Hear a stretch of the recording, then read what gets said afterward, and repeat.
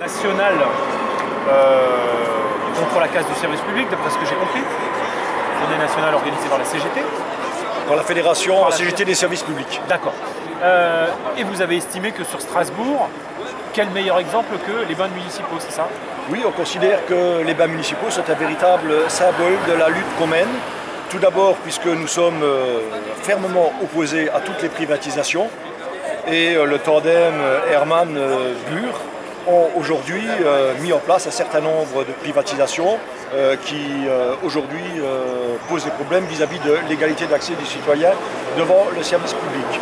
On considère que le boulevard de la Victoire est aussi symbolique de la lutte commune, puisqu'il montre la convergence d'intérêts qu'il y a entre les agents de l'Eurométropole, les citoyens et les collectifs d'usagers qui se sont créés pour défendre ce bien commun.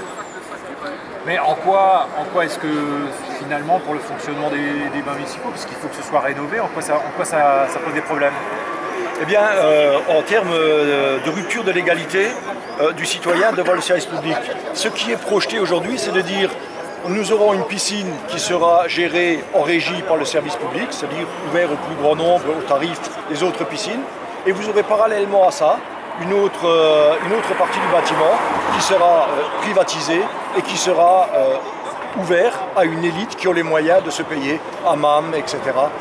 On considère que c'est complètement contraire à l'esprit du service public que nous défendons aujourd'hui.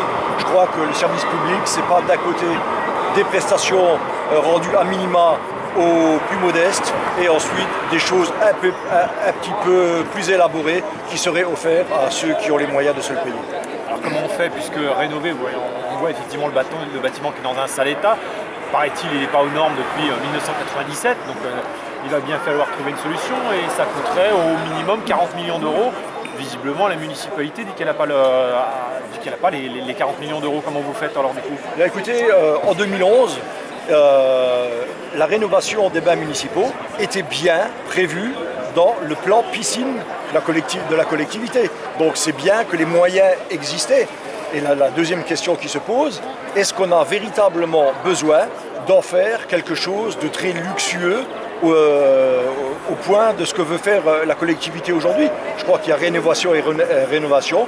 Je crois qu'il vaut mieux rénover un bâtiment avec un accès ouvert à tous plutôt que de créer une usine à fric pour une entreprise privée. Je crois qu'il va falloir relativiser les moyens qu'on y met, mais je crois qu'il y a une chose qui est importante, ce patrimoine, c'est le patrimoine de tous les Strasbourgeois. Je crois que le service public, il appartient à tous les Strasbourgeois, sans discrimination en raison de leurs revenus. On va être véritablement vent debout contre cette privatisation-là et la CGT Eurométropole prévient qu'elle reviendra de manière peut-être plus massive s'il le faut, c'est-à-dire suite à un préavis de grève pour faire de cette lutte-là le symbole de toutes les autres luttes qui nous attendent aujourd'hui.